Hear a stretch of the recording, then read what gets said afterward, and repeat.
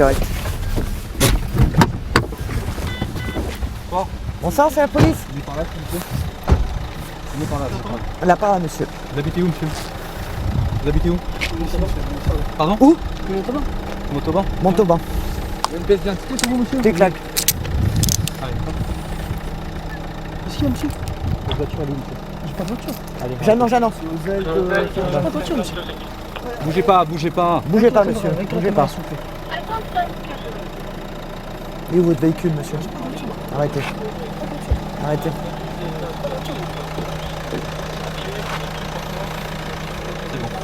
Allez, Allez, c'est elle est où bon. la voiture? Elle est où la voiture? J'ai pas de voiture.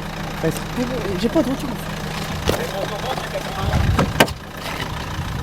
Ouais, sur le site, c'est très joli ça. Elle est où ta voiture? J'ai pas de voiture, monsieur. Et un portable jetable. Ouais, bah, Bon, écoutez, monsieur. quand tu passes, Oh, monsieur, regardez-moi quand vous parlez. On va jouer le grand garçon, d'accord? il était dos à nous quand Là, dans la on poche, arrive, dans donc la il veste. va être avant, je pense. Là, on recherche la voiture. On a la voiture. Ah, elle est où? Dans la voiture. Allez, c'est bon. Il est peut-être pas seul, hein. Ça rien à avaler, attention. Son téléphone qui arrête pas de sonner, hein. Le téléphone n'arrête pas de sonner. Ouais, ouais. Le téléphone n'arrête pas de sonner, donc faut se méfier. Tu es de quel côté le camion ce soir? C'est un truc espagnol, ça. Ouais, ouais. Là, on va aller rejoindre les collègues auprès du véhicule. Ah, le nouveau propriétaire. elle est à 200 mètres. Ouais, T'es loin, toi? Chris est à pied, là. Tu peux le récupérer? T'es loin, toi? Non, non, on était à Parce que l'entrée. le là. mec, la voiture, elle est vide. Il a dû jeter par là. Ah, t'as Christophe qui arrive à Je vais le pied. récupérer. Ok. Il est tout seul avec le mec? Non, non, non, non, il est là, le mec. Ah! Ok. Il a lâché. Ah bah oui, il nous T'es a... malin, toi, hein? T'es un coquin, toi, hein? Là. Ah bah elle est là, ta voiture, regarde. On l'a retrouvé. Nickel. Faut pas repartir. Fais gaffe, hein. Monsieur, je vais vous parler direct. Je vous le dirai qu'une fois. D'accord? Je suis officier de police judiciaire, donc c'est moi qui vais vous placer en garde à vue. Le fonctionnaire là, c'est à lui que vous avez fait le refus. Il vient de vous reconnaître. D'accord? Bon. Bah là, le véhicule est vide, hein, de tout, bien sûr. Donc, je suppose qu'il a eu le temps de lâcher la marchandise. L'individu est reconnu par les fonctionnaires qui ont fait l'objet du refus d'obtempérer. Là, on recherche, c'est éventuellement, il y a des sacs de marchandises. Donc, parce que là, le véhicule est vide, pourquoi il aurait fait un refus d'obtempérer? Pour nous, c'est qu'il y a de la marchandise, il a peut-être eu le temps de planquer sa marchandise dans un coin. Souvent, ils font ça. Donc, on recherche. On va faire un petit tour de secteur à pied et après, on va voir. On a vu souvent le cas, hein, il décharge la marchandise, il la planque et après, ils viennent la rechercher. Au niveau du pont, j'ai l'impression qu'il remontait du pont. Ah, il a peut-être planqué sous Lui. le pont, oui. Voilà, il faut absolument le faire parce que moi c'est l'impression qu'il m'a donné parce qu'on l'a vu, tout d'un coup. C'est pas un gars qui marchait, tu vois, on l'aurait vu. Alors? C'est nous? Putain, c'est une valise, il n'y avait rien dedans. Ah merde.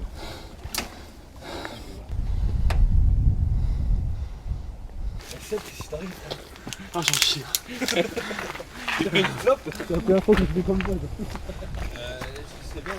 Bien, on est en contrôle au rond-point Nidolaire.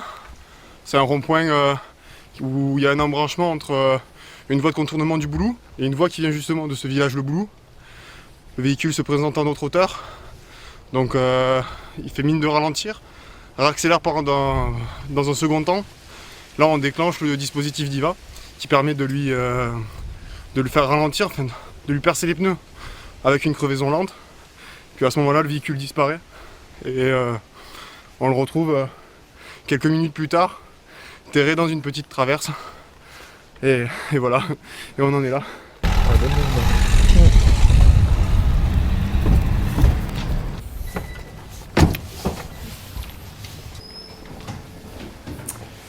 Quand ça c'est le permis de l'autre là, tu sais, qu'il a oublié sur le contrôle. Ici on n'est pas à Montauban, ici on est à Perpignan. Comment? Ici on est à Perpignan, on n'est pas à Montauban. Vous êtes en garde à vue. Je vous ai pas sonné. Oh! Je crois rêver là. Ouais. Parce que vous m'avez manqué de respect. Eh, si vous continuez comme ça, je vous prends en garde à vue aussi pour outrage. Voilà. Vous la fermez. Comment ça? Fais-le ton outrage, vas-y. Tu signes, Vas-y, tu veux pas fais-le. signer? Fais-le ton outrage, tiens, ta signature elle est là. Outrage par outrage. Allez. Tiens. C'est bon? T'es content? Elle est là la signature. Maintenant je parle plus jusqu'à la présence de mon avocat. Y a pas de souci. Allez vas-y, maintenant on va jouer comme ça. Allez. C'est pas possible. Hein. Vas-y, maintenant fais ton travail. Bon, déjà on me vous voit. Déjà. Faites votre travail. C'est bon? Voilà, c'est mieux. On se la sent? Ça y est? Allez, vas-y.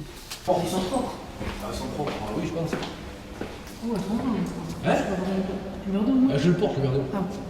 J'arrive.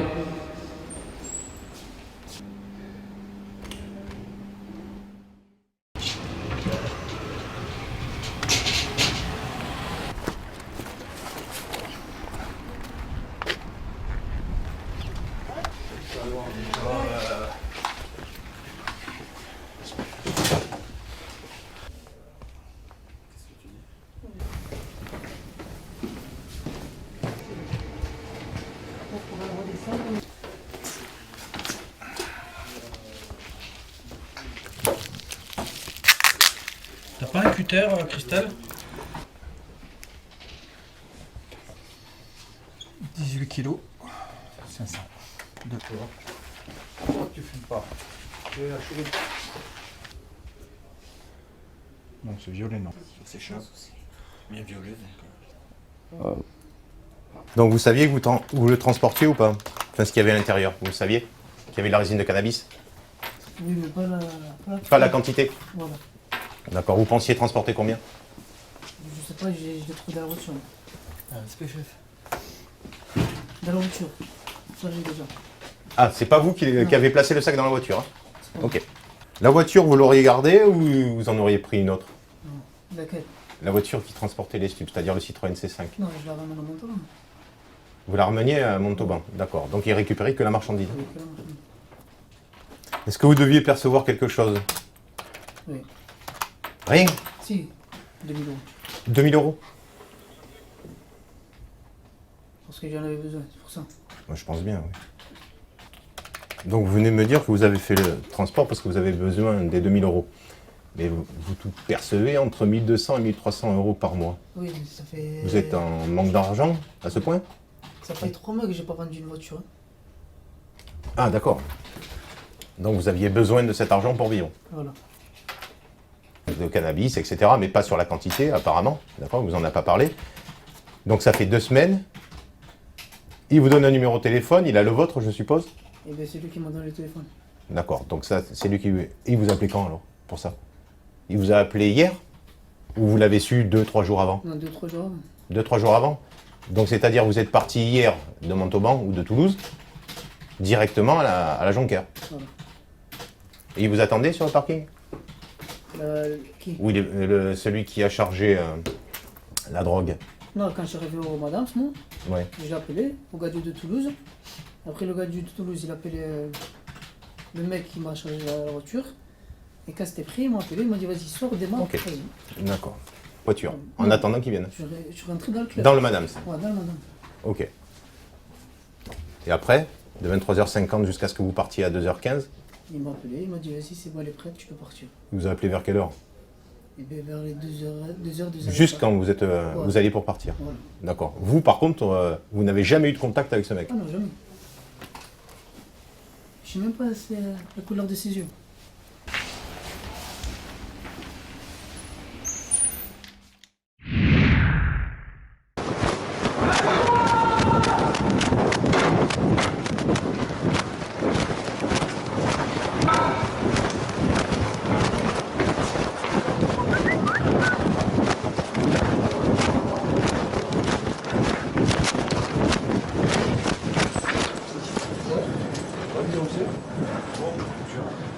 Je sais pas savoir en quoi il est bizarre.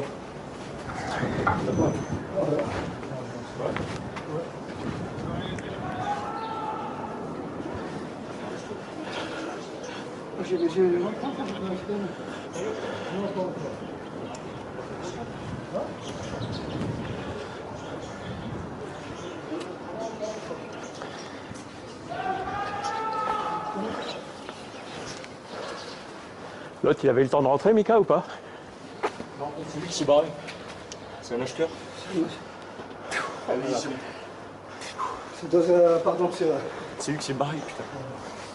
On a un individu qui courait. Donc on a pensé que ça pouvait être un des vendeurs, mais finalement c'était un consommateur qui venait acheter.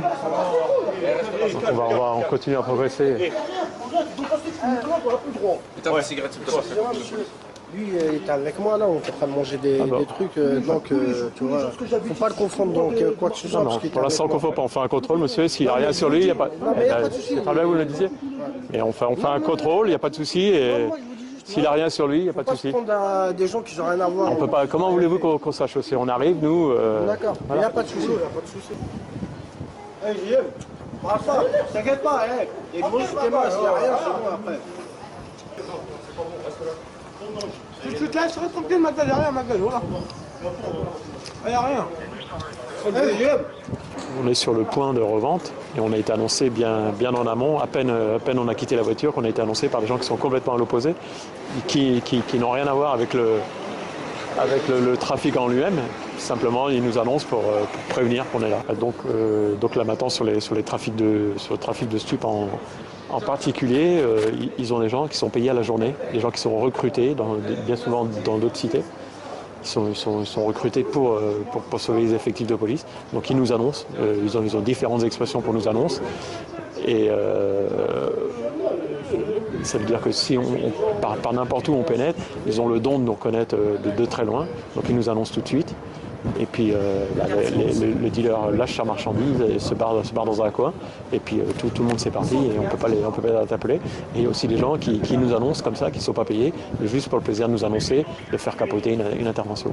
Il n'y a pas que le temps, on est là, on a été témoins, frère. Alors parle pas, il n'y a rien. Allez-y, monsieur, restez, ça va bien se passer. S'il arrête de l'ouvrir, ça va bien se passer. Nous, on est calme, il n'y a pas de raison. Arrête de parler, Voilà. Ça va durer 5 minutes et on cherche quelque chose. S'il n'y a rien, il n'y a rien, point. Ça ne sert à rien d'en faire des tonnes si... C'est bon, il n'y a rien. Bah voilà. Ça va relâcher l'autre, relâcher mon ami. Parce qu'en plus... C'est compliqué, comme vous voyez, il y a pas mal d'issues. Ça peut venir de tous les côtés, ça peut repartir de tous les côtés. Vous avez plein d'individus qui se mêlent au truc, donc c'est dur dès le départ. Ça court à notre arrivée, donc on ne sait pas qui a fait quoi. Il y a des gens qui courent pour rien juste parce qu'ils nous ont vus, juste parce qu'ils ont entendu qu'on arrivait. Et donc c'est difficile après de cibler qui est qui. Et donc là, en l'occurrence, pour l'instant, on n'a pas grand-chose. On sait qu'il y a un point de revente. On sait que quand on passe tous les jours, c'est toujours les mêmes individus qu'on voit. Et là, pour l'instant, ils n'ont rien sur eux. Voilà. C'est pas facile. C'est un ensemble de choses qui fait que c'est pas facile. On ne tape pas par hasard. Vous voyez, c'est un des deux individus qui est là, qui fait l'objet du contrôle. Hier, il était également à cet endroit-là. Et de nouveau, il a couru.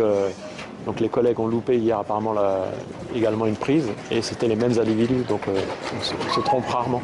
Après, le problème, c'est que comme on intervient régulièrement pour faire cesser le trafic, ils trouvent chaque jour de nouveaux moyens. Déjà, ils engagent de nouvelles têtes et puis ils dissimulent le produit où ils ont de nouveaux modes opératoires pour le vendre et l'écouler. On scrute l'environnement. Ça nous permet aussi de voir quels individus sont, comme là je vous ai dit, les deux individus qui ont été contrôlés, malgré qu'ils disent qu'ils pensent que c'est un contrôle arbitraire, ça ne l'est pas, puisque hier les collègues sont intervenus, ils étaient déjà là et se sont déjà enfuis. Donc là aujourd'hui on leur a coupé la retraite avant, mais donc c'est pas des individus qui sont étrangers au trafic, on sait très bien qu'ils y sont mêlés d'une part ou d'une autre. Donc soit ils vendent, soit ils font les guetteurs, soit ils servent de renfort au cas où il faudrait donner un coup de main. Mais bon, voilà, c'est pas véritablement chou blanc pour nous, quoi. Le mec il est au bleu avec deux tons, un bleu un peu plus clair en haut et un bleu un peu plus foncé en bas, tu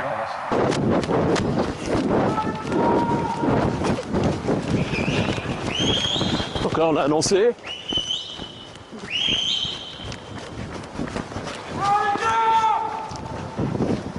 Vous voyez, un gars qui pourtant n'est pas inquiété par nos services, mais c'est une spécialité locale, quoi. Donc ils annoncent systématiquement l'arrivée des forces de police pour n'importe quelle intervention, même un feu de poubelle, on est annoncé. Franchement, il faut faire votre travail. Ben, on le fait, madame. Croyez-moi, je préfère. J'enterre mon fils, je fais la prière et je ne le vois pas se voir détruire. C'est le désespoir de toutes les mamans. Est-ce que vous vous rendez compte quand vous aurez un bébé chaud devant les bras et quand il grandit, il suit des gens qui sont pourris, qui ramènent de la thune et lui, il jette ses affaires dans la rue, il devient fou. Mon fils, il faisait il se lave dans la salle à manger, tellement qu'il est devenu taré. Est-ce que vous vous rendez compte? C'est parce que c'est pas forcément des mauvais produits, mais des fois, c'est pas forcément des drogues, des fois il y a des mauvais produits qui sont employés.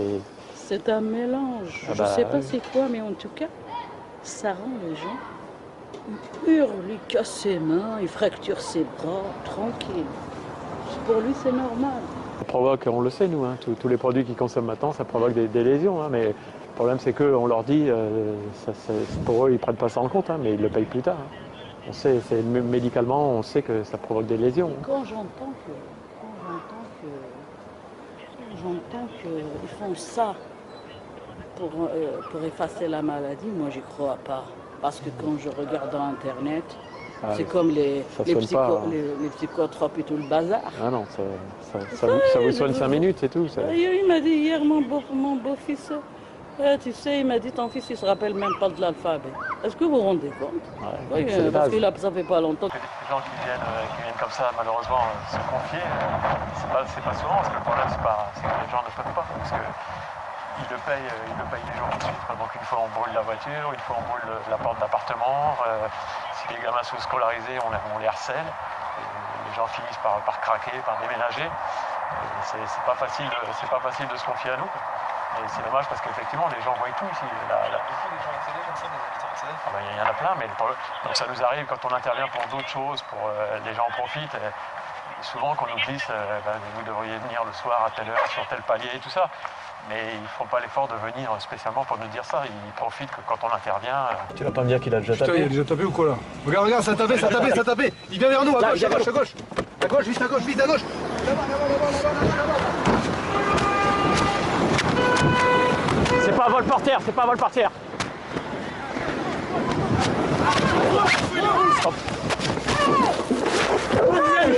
C'est bon, reculez. Il parle mal à mon père. Alors, on va s'expliquer. Et alors, il parle mal à mon père. C'est bon, reculez, monsieur. Il parle mal à mon père. Il faut pas. Et alors, ça pas. J'arrive, on nous fait vert et tout. Ouais. On dépasse, il arrive, il sort, ils sont bruyants à mon père. C'est bon, calme-toi. C'est ta maman là. Il m'a insulté, c'est pas grave. Et alors, il t'insulte pas. C'est pas grave. C'est pas grave. C'est pas grave, il m'a insulté. Quel âge il a? Ça y est. Criez pas, monsieur. Criez pas, on est là. Ça y est. Il m'a insulté. Je te lâche. Si tu te barres, je te rattrape et je t'emmène. Merci. Merci, c'est gentil. Merci beaucoup. Il m'a insulté, mais c'est Mais pourquoi vous insultez? Parce que vous traversez la route? Non. Comme ça, c'est... Reste là, on il m'a insulté, avec ta maman. c'est normal comme ça. En plus, avec son père. Mais vous le connaissez? Moi, j'aime pas. Il arrive. C'est bon, mon allez, c'est bon. Comment il a fait la pousse de la voiture sur ta gueule, là, merde. Ça va taper ou pas? Ah, ça va pas taper, Jean-Claude. Et pas 2 fois, par contre. C'est gentil quand même. Qu'est-ce qui s'est passé là? Ah bah ouais, tu parles. Ah, il y a eu un vol portière réellement, tu vois. Là-bas, c'est le mec qu'on a vu à tous les coups. Bah, sur ce secteur, hein, donc voilà, on le sait nous, c'est une cité qui est violente, qui est spécialisée dans tout ce qui est vol, violence. Il y a souvent des affaires qui sont associées à des violences ou qui découlent directement de violences. Et donc nous, on intervient toujours ici dans ce climat où on fait au maximum tout pour sécuriser notre intervention et sécuriser nos collègues. On va se rapprocher. Avec Michael et Philippe, ils roulent à plus de 100 km/h dans les rues de Roubaix.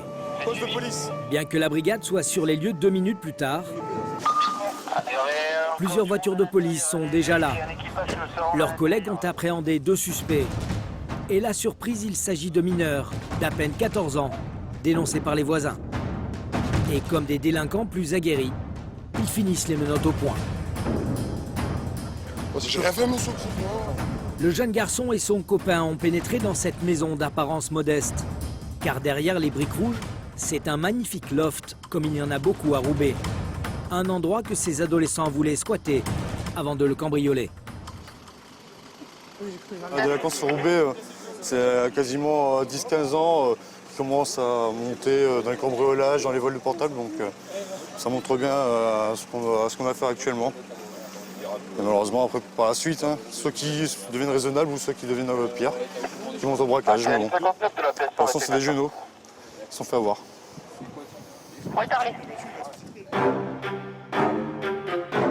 En réalité, ce ne sont pas 2, mais 4 mineurs, 3 garçons et une fille, qui ont été arrêtés par les policiers. Et presque tous sont déjà connus de leur service. Bon, est-ce que tu veux voir un médecin? Est-ce que tu veux voir un avocat? Placés en garde à vue par le capitaine Sébastien, ils ne semblent pas très inquiets à l'idée de passer quelques heures en geôle.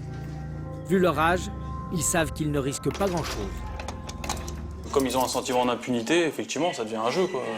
Bon, ils se font un peu engueuler, ils se font un peu chahuter quand ils viennent ici au commissariat. Et après, même chez eux, au niveau des parents, ça suit pas, quoi. Pourtant, quand il s'agit de mineurs, la loi oblige les parents à se rendre au commissariat. Youssef est le premier arrivé. Pour lui, son fils a des excuses. Et voilà, là, il ressent quelque chose, il y a du frisson, il y a de l'adrénaline, il y a plein de trucs, quoi. C'est un jeu dangereux, quand même. Ouais, c'est un jeu dangereux, mais c'est comme ça. C'est comme ça, il se passe rien. S'il se passe rien pour eux, ben voilà, il faut qu'ils remplissent ce vide. Comme ils n'ont rien volé, les 4 adolescents ont été relâchés quelques heures plus tard, après un simple rappel à la loi. À Roubaix, une personne sur 4 mise en cause pour un délit est mineure. Comme une cinquantaine de policiers en France, le brigadier chef Robert est référent scolaire. Il aide les chefs d'établissement comme Nicole à gérer la discipline. Et ce matin, il a 2 problèmes à régler. Pour y arriver, sa seule arme, c'est son code pénal. Le jeune Kevin a l'air très détendu. Pourtant, il vient d'insulter sa professeure de mathématiques. Robert va très vite lui faire comprendre la gravité des faits. Tu ne t'appuies pas contre le mur. Tu me sors ton carnet. Pourquoi? À la demande de la principale, Robert va tout faire pour que cela ne se reproduise plus. Je suis policier. Tu as dit à madame, allez chercher la police, on est là. Et pourquoi on est là? Tu as quel âge? Tu vas nous donner ton nom, ton prénom, ta date de naissance. Pourquoi? Parce qu'on est policier. Face à cette autorité, le comportement de Kevin va progressivement changer. Le code pénal de Robert a des arguments imparables. Il est marqué, lorsqu'il est adressé à une personne chargée d'une mission de service public et que les faits ont été commis à l'intérieur d'un établissement scolaire, l'outrage est puni de 6 mois d'emprisonnement et de 7 500 € d'amende. 6 mois d'emprisonnement, c'est pour toi. Ça me casse les couilles, 6 mois de prison. Vous servez à rien, tu me crois pas? Si. Parce que tu as dit à madame, va chercher la police, maintenant on est là. Si tu me crois pas, je vais chercher l'enseignante, je lui demande de déposer plainte et on t'embarque tout de suite. Est-ce que tu réalises les conséquences de tes actes? Mais c'est la prof, là, à chaque fois quand je... C'est pas elle, la prof! Si tu suis tes cours, si tu vas pas sur YouTube, si tu dis pas ça me casse les couilles, si tu dis rien, la prof, elle t'embête pas. T'es d'accord avec moi? Ouais. Alors, t'as qu'à le faire. C'est pas ouais, c'est oui, monsieur. Oui, monsieur. T'es d'accord avec moi? Oui. Est-ce que tu as compris ce qu'il faut que tu fasses? Bah ouais, c'est bon. Alors attends, tu t'appuies pas contre le mur et tu me dis pas c'est bon. Parce que moi, il n'y a personne qui me dit c'est bon. Donc maintenant, si t'as pas compris, c'est tant pis pour toi. Qu'est-ce que je te dise? Bon. Cette fois, Kevin échappera aux sanctions habituelles. Pour la police, comme pour la principale de ce collège, ce rappel à la loi musclée vaut toutes les heures de colle. On essaye de garder en fait un cadre.